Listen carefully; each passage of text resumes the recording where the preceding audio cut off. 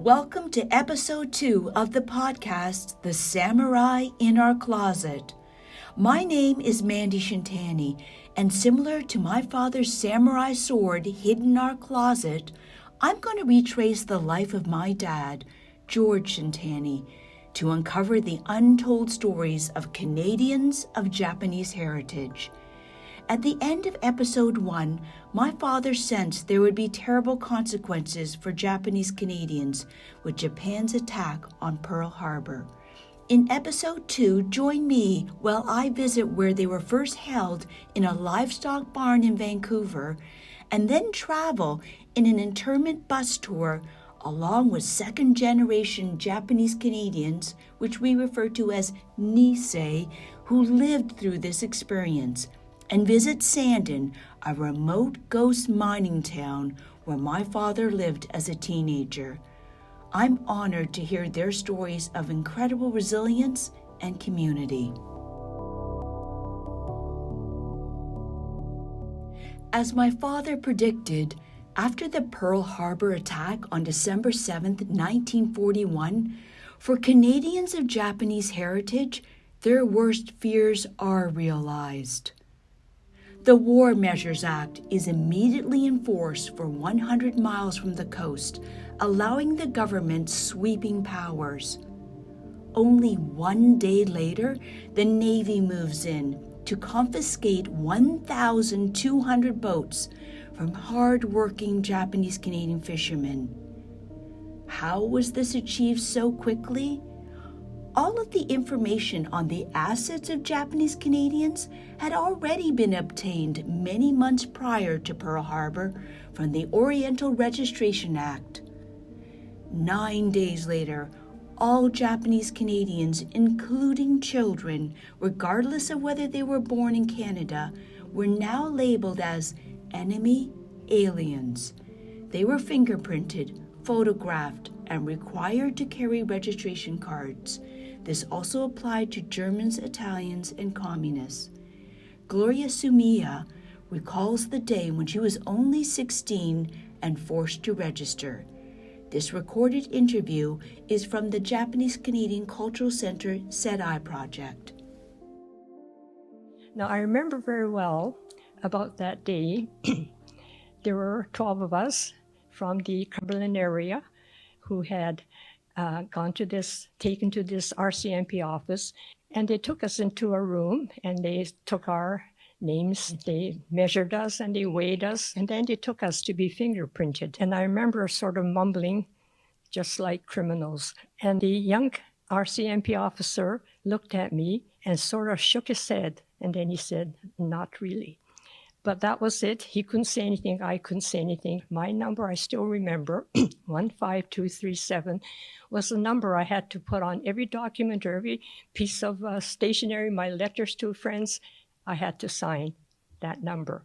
And I hated it. I desperately hated it. I wanted to tear that card up, but I had to keep it with me. In Japantown, the situation is becoming more precarious. Voiceover actor Ewan Craig reads a passage from my father's journal reflecting on these dark times. During that period, there were 5 men who were robbing neighborhood stores in Japantown, and one of them was a soldier who had a gun. One of the stores was owned by a Japanese family. The young son tussled with the soldier and was shot and killed. The men were caught, brought to trial, and found guilty but received a light sentence charge. I think justice was tainted with prejudice. My father was referring to a tragic murder of a young son that polarized Vancouver and was recently turned into a podcast called Merciful Injustice. As the atmosphere grows increasingly hostile towards Japanese Canadians, my father's sister Eileen tries to warn the family about the impending internment. This is my father from a recorded interview from the Nikkei National Museum. My sister Eileen, she was very active with the Japanese group theory, so she knew pretty well what's going on. I know when he told my father, I know that we're going to be moved out of here. My dad didn't believe that. He says, "Oh no, he says they wouldn't do that." My sister said, "No, Dad, the government is going to order us to move out of here." Eventually, of course, he started believing. Like my grandfather, or Ji-chan, Japanese Canadian families had to accept the displacement of all men. In February 1942, families were separated when husbands, brothers, uncles, and sons as young as 18 and men as old as 60 were forcibly removed. Here is Mary Kitagawa, a Nisei who received the Order of BC for activism for Canadians of Japanese heritage, recalling the day when the RCMP officer came from her father. This is a recording from the Landscapes of Injustice website. So on March the 17th, St. Patrick's Day, an RCMP came roaring into our property on a pickup truck. So when the RCMP came, my father lined us all up and said, "Be strong, I'll be back soon." And then as my father was getting into the truck, the RCMP officer shoved him on, and my father fell on his stomach and also hit his face. My father jumped right up to reassure us that he was fine. And he kept smiling and saying, "I'm okay, I'm okay." As my father was being driven out of our property, the RCMP officer jerked the gears in the truck and my father almost fell again. And as he was driving away, the girls, the four of us, ran after the truck, crying and waving and saying, "Daddy, Daddy, come back." And as he was driven away and he disappeared into a void. But in my 7-year-old mind, as my father was being taken onto the truck, I saw the gun in the holster of the RCMP officer. I thought, because of the way he was being manhandled, I thought for sure that my father was being taken away to be shot. And it was a terrifying, terrifying time. I feel that at that time, every cell in my mother's body must have been exploding with pain. And we all ran back to her and clung to her.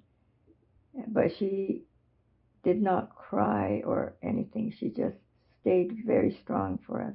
And she tried to make each day as normal as possible.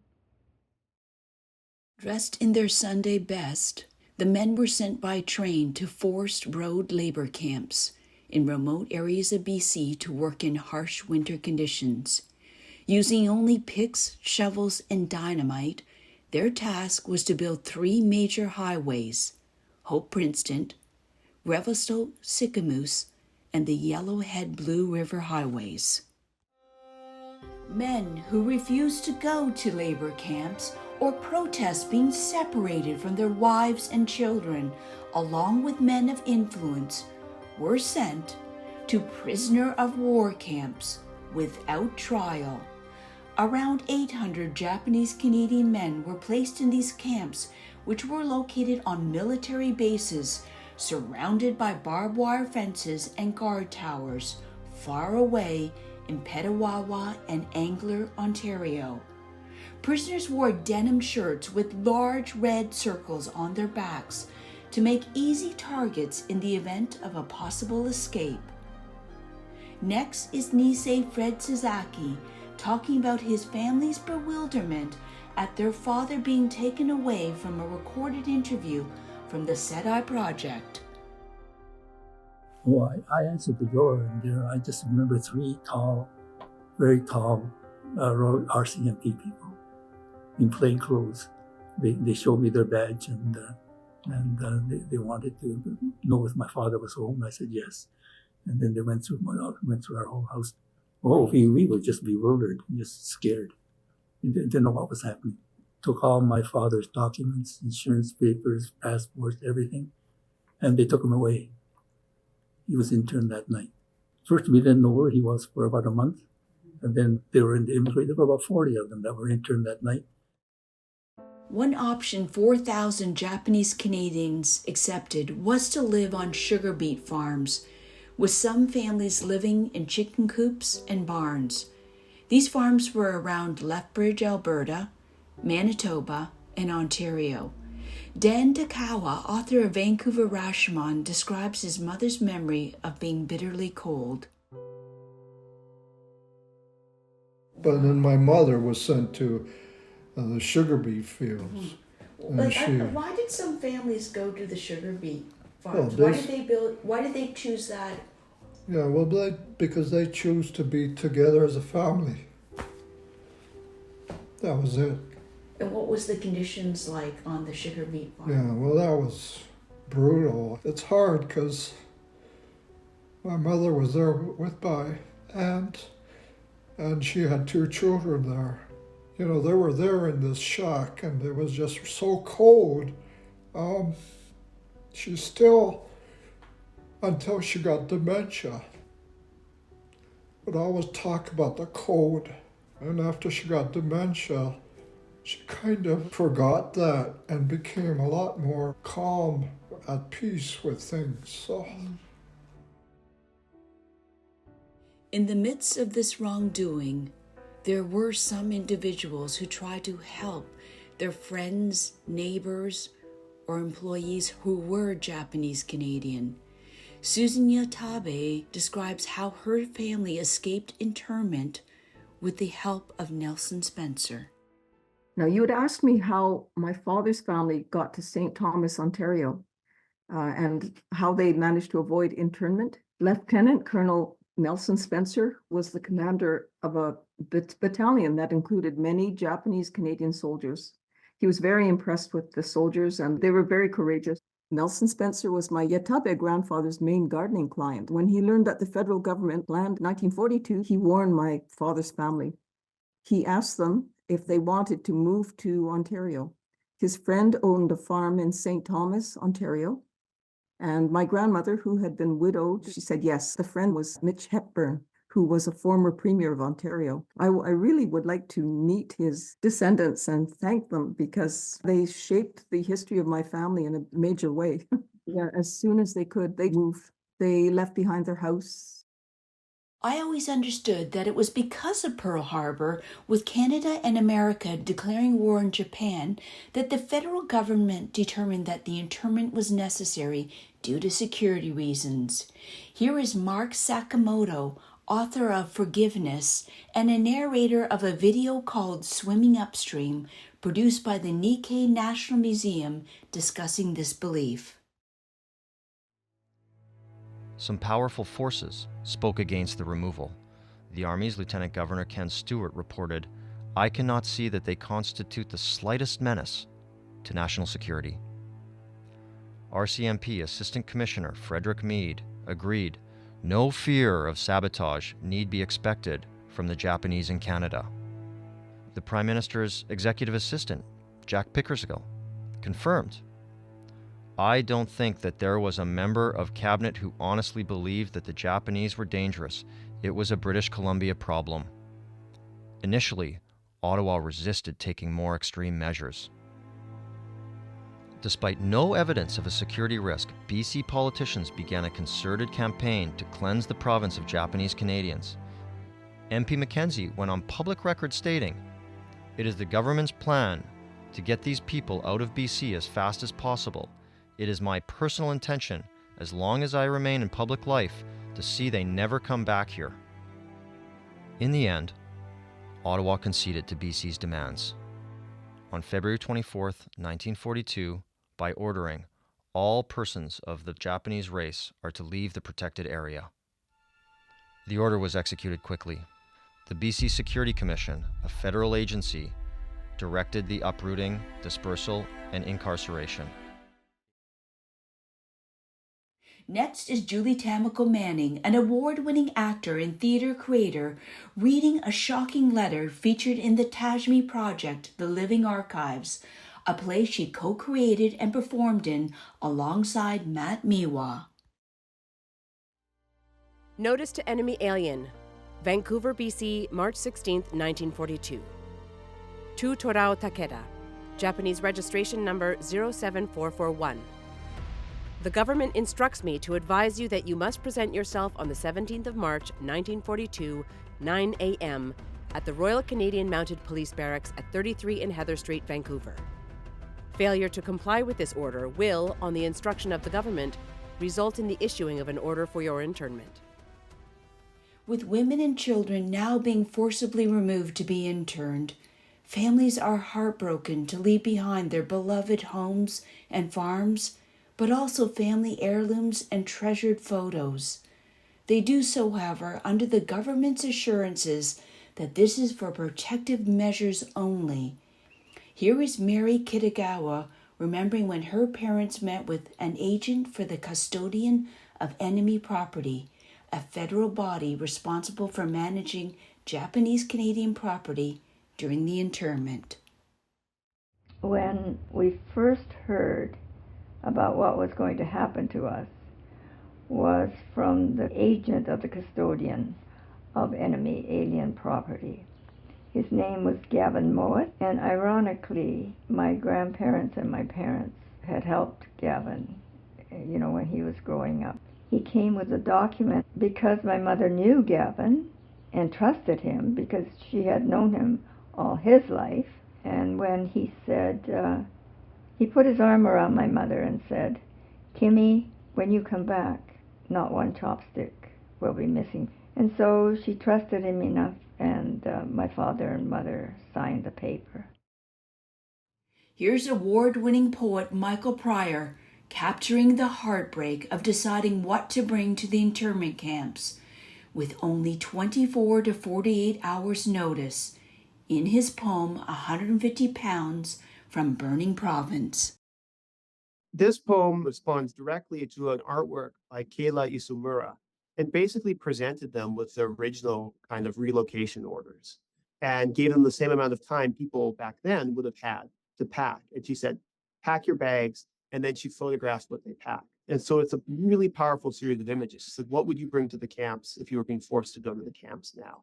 In Canada, at least, each adult was allowed 150 pounds of baggage, and each child was allowed 75 pounds. That's all they could bring with them to the camps. And if you think about like a person's life, what could you fit into that weight? 150 pounds.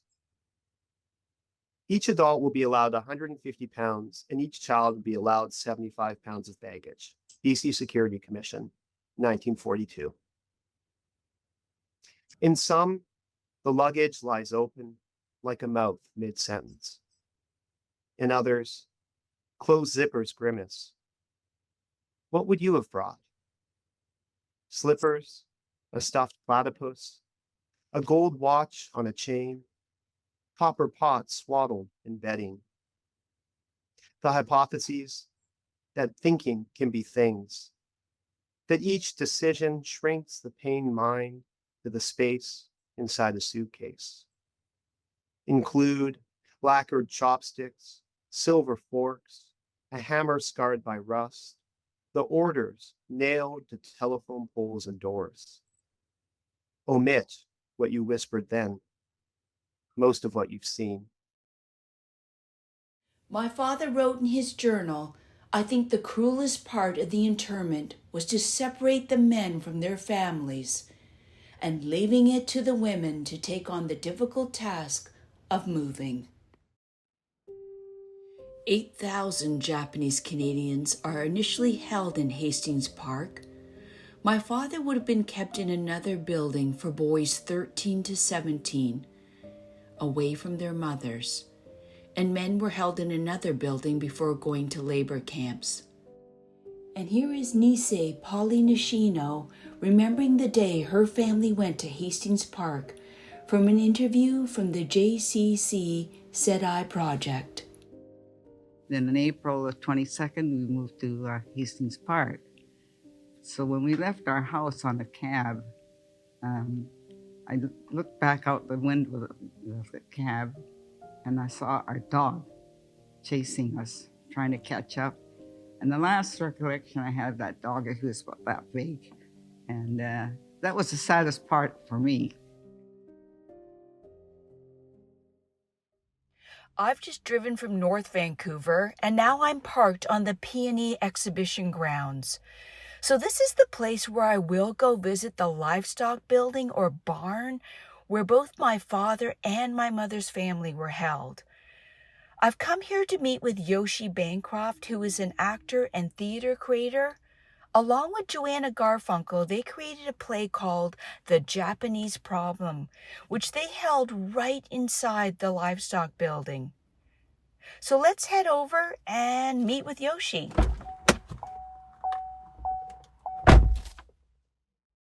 I'm walking on my way to meet with Yoshi, and I'm just stopping by a big red sign that says, "Welcome to Hastings Racecourse and Casino."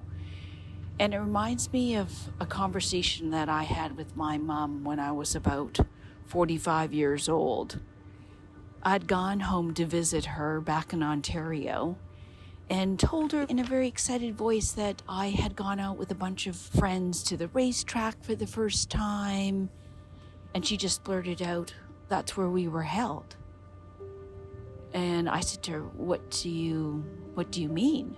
And she said, "The barn. That's where they imprisoned us, in that barn on Hastings Park." And my heart just stopped. I had no idea what to say. I was dumbfounded to think that I was at a racetrack enjoying myself, being completely unaware that that is the place where my parents were first held. After security allows us access into the barn, I asked Yoshi to describe the living conditions of the barn, which really haven't changed much since 1942.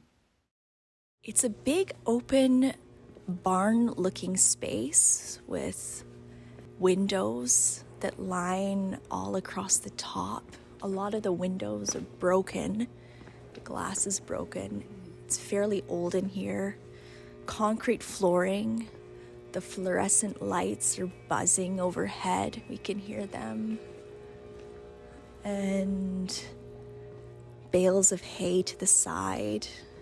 So the animals are kept in here, which is also where the women and children were kept. The troughs are covered now. You can kind of see in the concrete where they had been, but they're filled in with cement. There's dead rodents on the ground. I saw a squashed squirrel back there. So rat traps everywhere. It's not a good spot to be living in. I have the feeling like I can't wait to get out of this barn. Yeah. That's how much discomfort I feel being Right. in this barn. And I have to say, if the whole thing about the internment is difficult to digest, but the barn is almost on another level. Because a lot of people I've talked to knew that their parents were interned. I would say very few people I spoke to knew that they were initially held within a barn. And so I think that's definitely a part where our parents really wanted to protect us from that understanding that their circumstances were so challenging. Mary Kitagawa remembers her first day as a child being held at the barn. And then we were told to go to the barn. And my mother was shocked because when we lived on Salt Spring, because I was an asthmatic child, our house was always spotless. And then to be asked to live in a barn was unacceptable to her, because she was thinking that if there was enough dust there, that I would get my asthma and I would die. We were all dressed up. We shined our shoes before we left, and as we walked in, we could smell the urine and feces of the barn.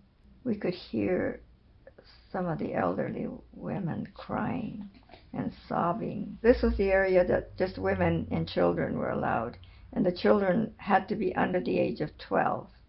So we were not fed until the morning, where we were led to the poultry section of the barn. But as soon as my mother saw what was being put on those plates, she knew that we wouldn't be able to eat it, because we were accustomed to eat the best of foods. And what was on our plate was slop, really. And I remember these big bowls of stewed prunes. I don't know why they wanted to give us stewed prunes, because that causes diarrhea, right? And we didn't have toilet facilities. As they were fed slop, Kei Tsutsumura describes the dangerous risk his mother took to ensure that he had adequate nutrition. This interview is from the Zedai Project. My mother, the impression when you're a kid, you can never forget. And that was my mother dragging me out to eat. We were enclosed in barbed wire. My mother lifting the barbed wire at night, letting me underneath, and me escaping underneath. She came after me, and because it's Hastings Park in Vancouver, we went across the street, and there was a Chinese restaurant there. And my mother ordered a bowl of noodles, and we shared the noodles together. It was food. And I thought, God, either my mother is crazy or brave, Later years I thought, I'd never forgotten that. And she took me back again. We were waiting for the guards to go by. As soon as the guards went by, she took me and grabbed this. And then doing this, this really impressed me, with her courage. Living in such crowded and filthy conditions allowed contagious diseases to spread. Dan Tokawa, chair of the J.C. Hastings Park Interpretive Center Society, described how sick children were isolated. In the southwest corner of the barns, there was a boiler room, hot water boiler, that was used to house children with mumps, measles, contagious diseases. Not super deep, but had stairs going down. But to a child, probably pure deep. And at night they would lock the door so they were trapped in there. Kimiko Yamada is brought back to her time as a child in this room doing a tour of the barn. With this particular tour are memories that I carried about Hastings Park as a 4-year-old. And they were all traumatic memories. I was taken away because I had mumps. And then I had to be taken away from my mother again, As it was, I had my father taken away. Now I think my mother's being taken away. I have memories of being in a very dark, tiny place and just being afraid. Or when I went on this tour, they actually showed us a little filthy little room. I kind of looked around and I thought, oh my God, that's what I've been remembering. According to Dan Tokawa's research, 13 Japanese Canadians died at Hastings Park. From the park, my father's family and approximately 14,000 women and children were forcibly removed by train to internment sites in remote areas of BC, to ghost mining towns, but other sites like Lemon Creek and Popoff were simply just leased cow pastures or farmland. I've decided that I need to visit the internment sites, so I've signed up for a trip organized by the Nikkei National Museum called the Tomoshibi Bus Tour. On the pamphlet it says Tomoshibi is a Japanese word meaning to light, used for traditional lanterns that leads people to places of gathering, healing, and connection. On this 5-day bus journey, we will visit internment sites including Tajme, Greenwood, New Denver, Kaslo, Slocan, and Sandon, where my father was held. But the tour will also visit remote town sites that no longer exist, including Lemon Creek, where my mother was detained, Bay Farm, Popoff, and East Lillooet. I am feeling nervous if the trip will be too sad at times. And at other times, I'm excited that I will be able to interview some Nisei on the trip who have lived through the internment as children. On the bus tour, we stopped by Greenwood, one of the first internment sites, and the location of the movie Snow Falling on Cedars on the Japanese-American experience. Chuck Tasaka, author of 2 books on his childhood during the internment, was our tour guide. So why did the mayor of Greenwood accept the Japanese Canadians, despite that there was a lot of fear of the Japanese Canadians? Yeah, the hysteria, the propaganda. But I'm trying to surmise what his thinking was, because W.E. MacArthur Sr. became a mayor in 1941.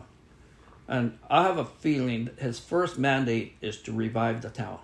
I mean, from 3,000 people in 1899 down to 171 in 1930. So you could just imagine the town is slowly fading. Mayor MacArthur agreed with all the other mayors that they will not accept the Japanese Canadians. But when he came home, he did a complete 180. And he put the ad in the paper saying that Greenwood will not refuse to accept the Japanese Canadians.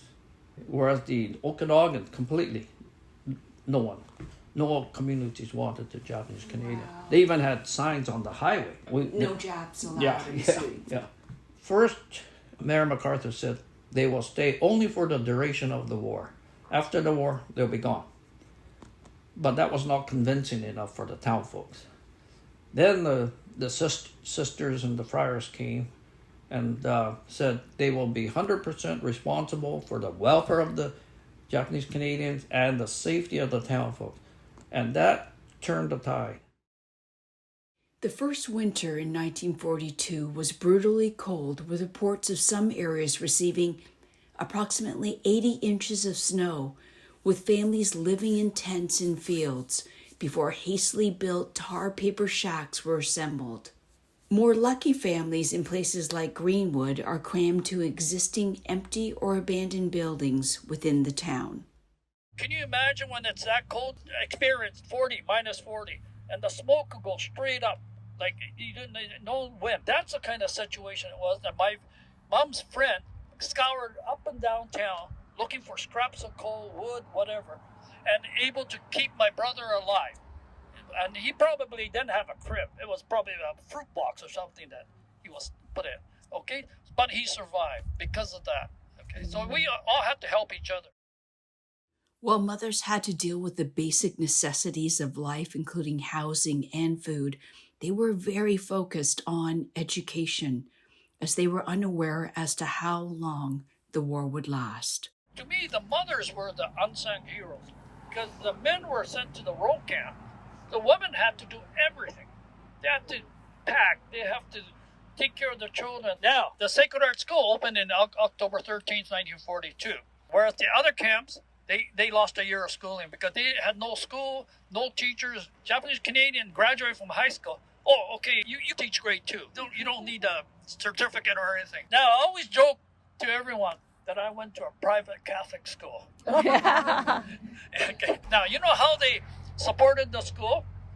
They had 2 bazaars at the Women's Institute building there. We sold Japanese, Canadian, chow mein and sushi and udon.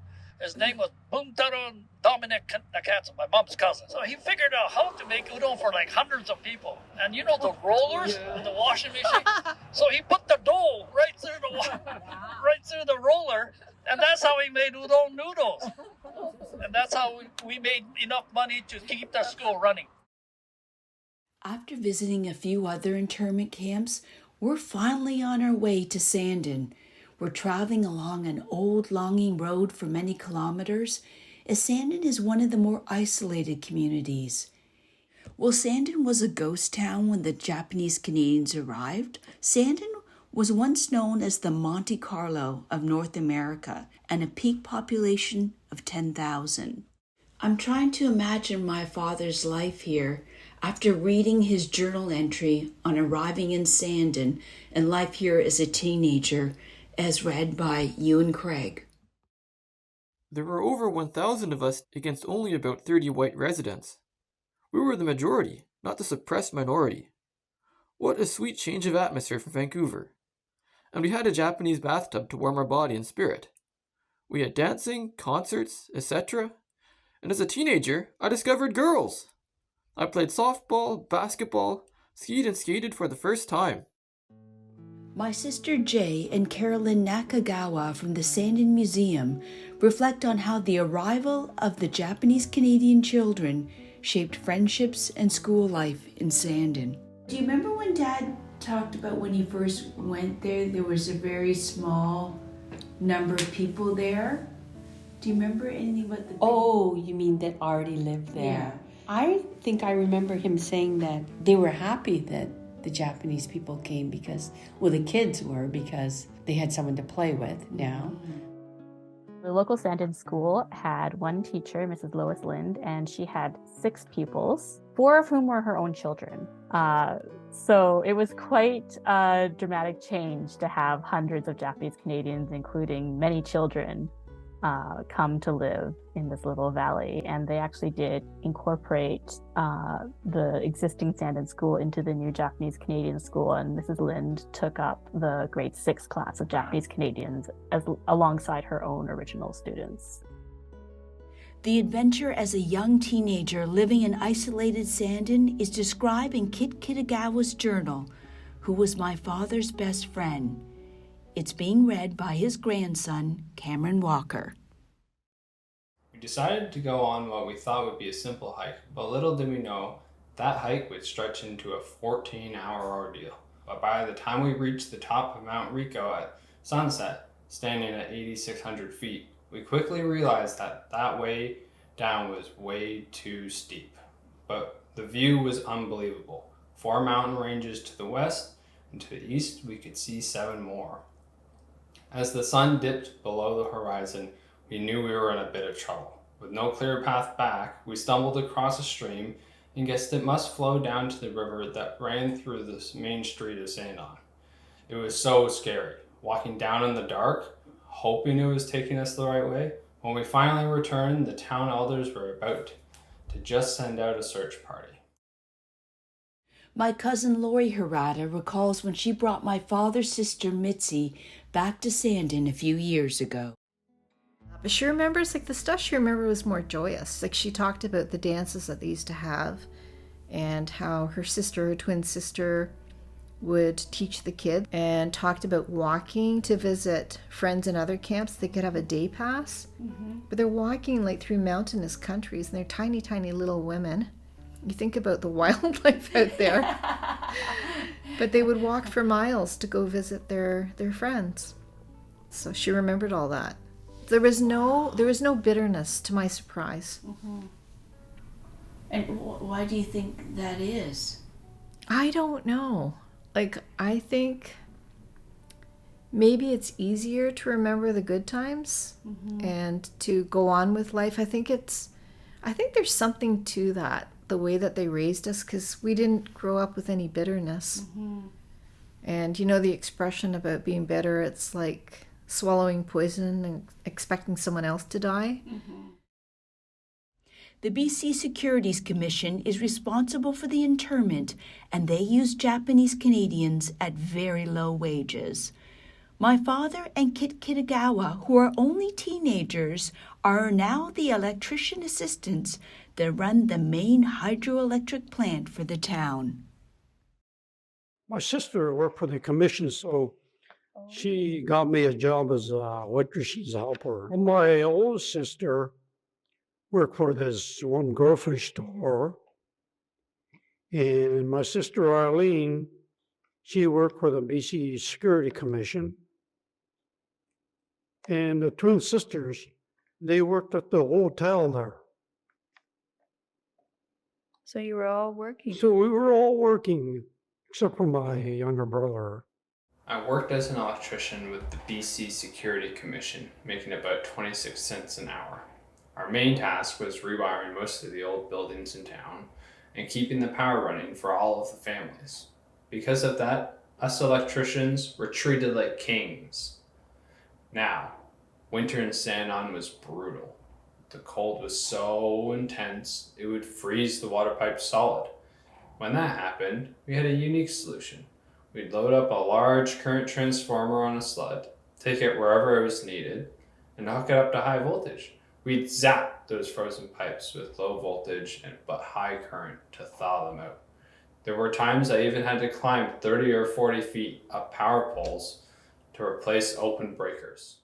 That was Cameron again, reading from his grandfather's journal. Here's my sister Jay imagining my father clearing the water for the hydroelectric generating station, which to my surprise is still there and running.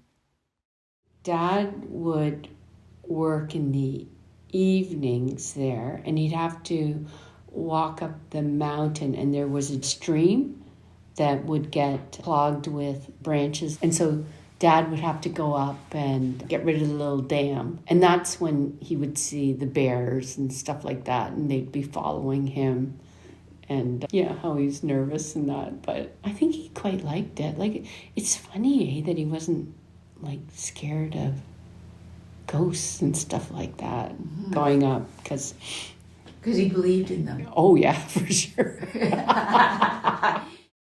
When I first read my father's journal and heard stories from other Nisei who were children at the time of the internment, I couldn't understand why they were saying it was fun.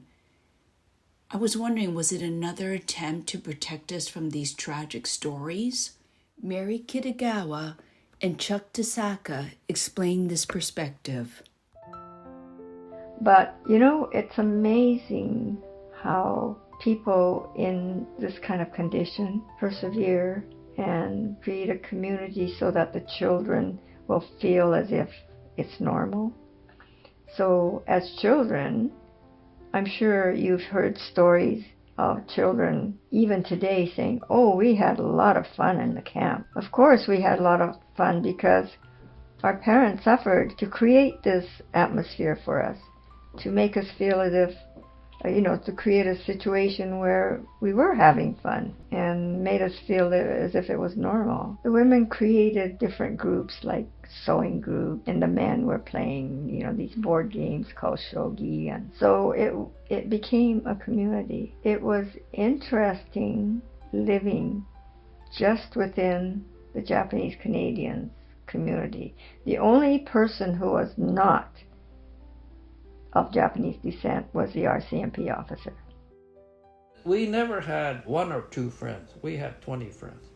So we had no trouble playing games like softball or tag or whatever. So it was a very tight community. Very tight community. They clumped the Japanese Canadians into one area. There's strength in numbers. That's the old saying, right? And of course, when you have kind of a group, then the leaders will form and set up infrastructure, activities for the kids. And it was Koromo no tameni, meaning for the sake of the children, they're not going to give up. So they're going to make the children happy. So again, the Japanese mentality, gaman means to persevere. They had a childhood, Yeah. They got schooling. Issei also tried to shield children from their concerns of deadly contagious diseases due to crowded conditions, as well as the toll of stress on physical and mental health, as well as suicides. Here is Dan Tokawa on two of his aunts who passed away due to the internment. I don't think there's any evidence of deliberate intent to kill in mass. However, I think there's evidence that on an individual basis, the situations that people were put in led to death. So I think manslaughter of individuals has certainly happened. Case in point, my aunt at Hastings Park in the livestock building. She had a type of tuberculosis that was very, very severe. When they sent her to Hastings Park because of the dusty, unventilated, and in the wintertime extremely cold that winter, that couldn't help but attribute to her death. Can you tell us about your other aunt too in New Denver? Well, my other aunt died, I think, in about 1951 or 1952. She was 21 years old at the time. She died of pneumonia. She had spent all her teenage years in New Denver. And the reason I feel that hers was also manslaughter as well is because the medical services to the people in the camps was non-existent. While being forcibly held in these remote sites, Japanese Canadians learned that despite the government's assurances that their assets and land will be returned, the property is auctioned off at a fraction of the value, despite the community hiring a lawyer to protest. Shockingly, their assets will also pay for their internment. Dr. Bruce Unida reads a letter written by his grandmother reminding the government of their promise to the Japanese Canadians to return their homes and belongings. This recording is from the Nikkei National Museum website. Dear Sir, the Director of the Office of the Custodian in Vancouver has notified us of your policy of liquidation of Japanese property. Because of this policy, my property has now been cataloged for sale. This liquidation is against your promise and my wishes. Furthermore, it is utterly undeserved. Both of us are proud of our collection. During a survey conducted by the Victoria Horticultural Society to choose gardens that beautify our streets, Mr. Takahashi was granted the Award of Merit, dated August 16, 1935. 2 years later, during the royal visit, Their Majesties the King and Queen drove past our home. We treasure the memory of seeing Her Majesty turn her head to see our garden. Didn't you promise to keep intact all properties until we return? Isn't the garden an asset to Victoria just as much as it is a pride and joy to us? My husband is now too advanced in years to earn a livelihood. His health is beginning to fail and is looking forward to retirement next year. After all our efforts and good citizenship, we do not deserve to have our retirement jeopardized by the liquidation of our properties. Yours very truly, Toyo Takahashi, file number 9363. My name is Dr. Bruce Yonida. This letter was written by my grandmother, Toyo Takahashi, whom I remember well. Mary Kitagawa's family is shocked by the betrayal that despite Gavin Mowatt's assurances as the agent of custodian of enemy property, part of the federal government, that not one chopstick will be removed, he facilitates the sale of their family home. The 600-acre farm owned by their neighbors, the Iwasaki family, is purchased by the Salt Spring Land Company, in which Gavin Mowat is the president, for only $5,250. In every community, there were some people of diverse ethnicities who were deeply affected by the forced removal of their friends and neighbors who were Japanese Canadians. Susan Yatabe, daughter of an Issei veteran, describes her neighbors, the McPhails, who tried to help. The McPhails offered to keep one of the family's paintings at their home until they could return to Vancouver after the war. The Yatabes never returned. 3 generations of McPhails stored that painting in 5 different homes around BC for 70+ years. Eventually, the descendants of the McPhail family and Uncle Min found each other, and the painting was shipped to Uncle Min in Ontario. The McPhails cared so much about their friends that they kept that large and unremarkable painting for more than 70 years. There were also heartwarming stories of small gestures of kindness that made a difference, such as the Doukhobors and the Indigenous people who also lived outside of mainstream society, being their only resource for fresh fruit and fish. Our bus tour brings us to East Lillooet, one of the 7 self-supporting sites. Families could stay together if they paid their own way to relocate and support themselves. East Lillooet was where Kei Kamanishi, the last surviving Asahi, lived. The Asahi baseball team had been the pride of Japantown, and players were devastated that they would never play together again due to the internment. However, slowly some of the players started to take out their gloves and play baseball again. Ed Kamanishi, the son of Asahi player Kei Kamanishi, explains the effect of baseball in the internment sites. You know, if you grow up playing baseball and if it's taken away, it's a hard life. And I think that's what was so good about baseball, is that it took their minds off the outside world troubles, and they just had to concentrate on the game, you know, get another hit, get another run. And that was the fun part, you know, an escape to get away from the toughness of the world. One of the things that Dad was telling me, that, you know, in East Lillooet, they couldn't leave the camp. They couldn't go into town. So they played just baseball amongst themselves, softball. And there's a RCMP policeman used to come and watch the games all the time. So he was always interested in their games. So Dad asked this policeman, "What, you know, organize a team and we'll play. We've got other, you know." So that's what started getting the townspeople over into the internment camp area, and they had a game. And, you know, the policeman and Dad says, "Well, next week we'll go into Lillooet and go play." So breaking the racial barrier. And it's interesting that after the war, Dad and this policeman were friends all through the years. And I remember a few times Dad and Mom would go visit him in Salmon Arm. No. Yeah. Wow. Even though that they're on different sides of the war, I mean, they still kept friends together. So. Oh, that's a beautiful story. Yeah. Everyone in the bus tour was so honored as Kay Kamenishi showed up for our last bus tour dinner hosted by the Kamloops Japanese Canadian Cultural Center.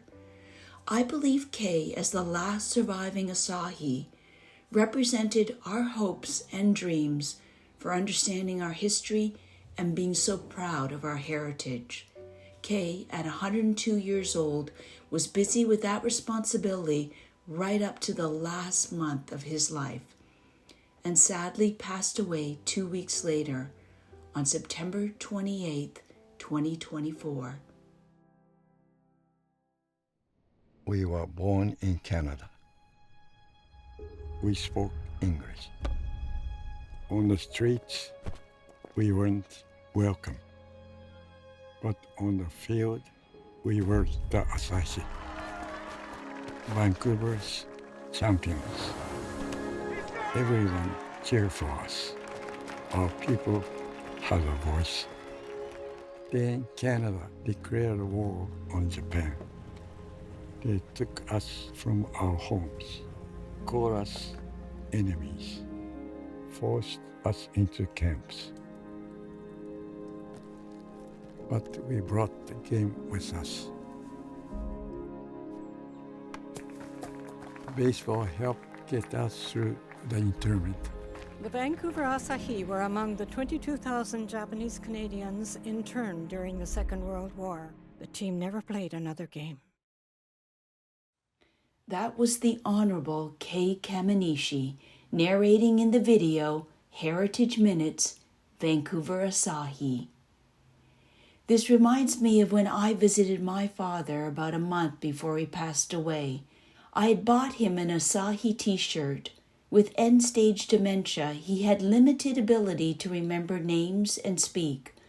I showed him the shirt, and I said, "Dad, do you recognize this word?" Right away, he nodded, and he said, "Asahi."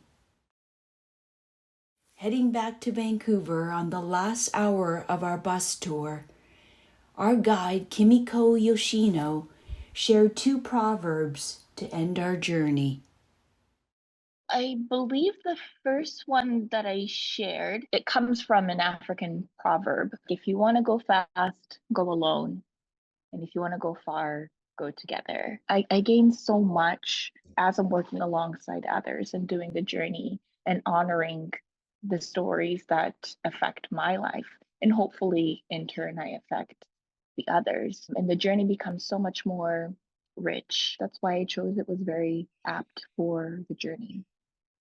Before I signed up for the bus tour, I was just thinking I would go on my own. I would just drive around and I would visit the sites.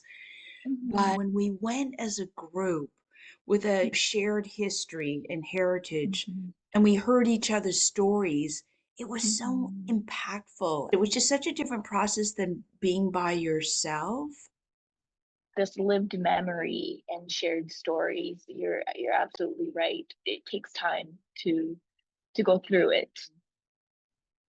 Live as if you have 1,000 ancestors behind you. There were people that came before me that already did the hard work. They laid the foundation so I can stand here. And everything that I am, everything that I embody is because of them. And I often forget that. For a lot of Japanese Canadians, because we don't know our history, we don't feel our ancestors, their energy on the bus tours, that we were learning so much, and it was both very difficult to hear, but at the same time, it filled us with a lot of pride and understanding your ancestors, like what they endured, and really does give you a sense of stability and courage. Your words had a real impact on how I felt about the tour, and how I've tried to integrate that into my everyday life now. Thank you for listening to episode 2 of the podcast, The Samurai in Our Closet. Join me in episode 3, where my father moves to Ontario and, along with other Japanese Canadian young men, makes a decision that is shocking to some in the community, that despite being treated as an enemy alien, he decides to join the Canadian Army after being recruited to serve in the Canadian Intelligence Corps attached to the British Intelligence Corps. He works on one of the most significant war crimes in history. And finally, we'll find out how my father received his 400-year-old samurai sword that we kept hidden in our family closet. I'd like to dedicate this song to the resilient and humble Issei and older Nisei who sacrificed so much to protect the children and young people in the internment camps.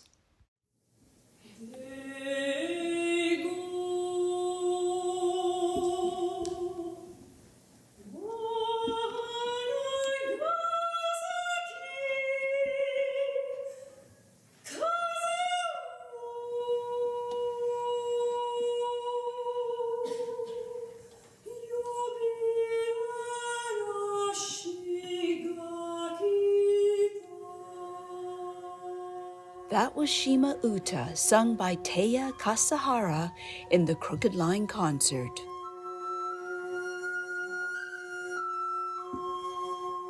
The Samurai in Our Closet was produced by me, Mandy Shintani. The podcast editor was Claude Tanabe, with script editing by Lori Hirata and research by Susan Yatabe. We gratefully acknowledge the support of the Community Fund of the Japanese Canadian Legacies Society and the dedication of our podcast committee members, Tom Boisven, Kim Walker, Phil Burton, Graham Watts, and my sisters Jay and Claire Shintani. Special thanks as well to everyone I interviewed. Your stories made this podcast possible.